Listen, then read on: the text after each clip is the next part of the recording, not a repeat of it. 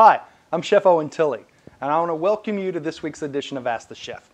This week's question comes from Lilly, and Lilly wanted me to share with everyone a Thai marinade that's made for seafood.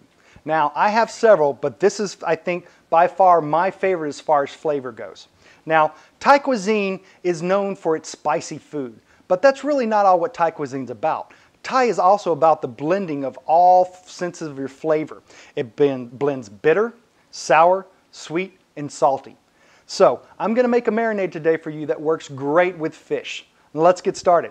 What you're going to need is you're going to need some tamarind juice, about 12 ounces.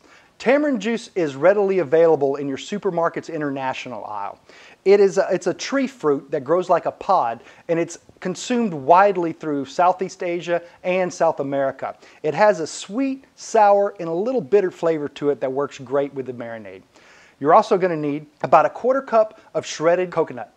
You're going to need a tablespoon of each of the following: some sliced lemongrass, chopped fresh ginger, brown sugar, soy sauce, chopped red onion, and fresh chopped garlic. You're also going to need the juice of 1 lime and the lime zest from that lime. Now, to get the lime zest, we're going to use a microplane. Now, this is a great tool to have. It's great for making zest, but it's also great for grinding whole spices like nutmeg, or even making a fine shaving of nuts to top your desserts. So, to get started, you're just going to hold the microplane at an angle and gently glide the lime down the microplane. Now, you don't want to go too far in one area. Just give it 3 or 4 swipes and then turn the lime. Now, the reason we do this is because we want to get all of the green stuff. We don't want to get a lot of the white. The white is called the pith, and that's really bitter, a little too bitter for what we need. So, I'm just going to continue dragging it along the microplane, just using a little bit of pressure, not too much. You don't need it. Okay, now that we have our lime zest, we're just going to push that to the side for right now. Use it a little later. Now we're going to chop our garlic. Now, I'm sure all of you have seen how you smash the garlic with a knife. Now, this isn't made to take out your frustrations. They do this, actually, what it does is it crushes the fibers of the piece of garlic and releases all of the oils, and that's what's going to flavor our marinade and sauce. So, we're just going to give it a quick whack. And you don't have to get too crazy about it. You don't want garlic flying all over your kitchen. We'll do all 4 of them the same. And like I said, just a little tap. We're not really trying to puree it. We're just trying to crush it up so it releases all of its flavor. All right. And that, honestly, is about as far as I'm going to take it. So, now that we have all of our ingredients prepped and ready, let's put them in the pan and start to make our marinade and sauce. Our shredded coconut, lemongrass, fresh chopped ginger, our brown sugar, our soy sauce, our red onion, and our garlic. Now we have most of our ingredients in.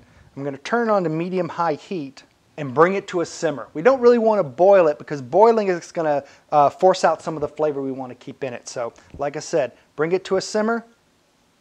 Just give it a little swirl to make sure it's all dissolved, and we're good. So, at this point, I'm going to turn off the marinade because the last thing I want to add is my lime juice and that nice fresh zest that we just got finished making. The reason why I did this, I want the lime to stay really bright because that's going to help marinate the flavor into the fish. So, we could stop right now and we could be done with just a great marinade, but I want to take it a little further. So, what I'm going to do is I'm going to ladle off about half of our mixture into a bowl. Now with this, I'm going to chill it, and this is what we're going to use for our marinade. Now, with the remaining marinade, I'm going to turn the stove back on to medium-high, and I'm going to reduce this by half. Now, the reason I did this is we're going to make a glaze out of it. So, once it's reduced by half, strain it off with a strainer, reserve the liquid, and that liquid you can use as a glaze or a dipping sauce for the seafood that you cook that's been marinated in the marinade. And that's simply all it is to it.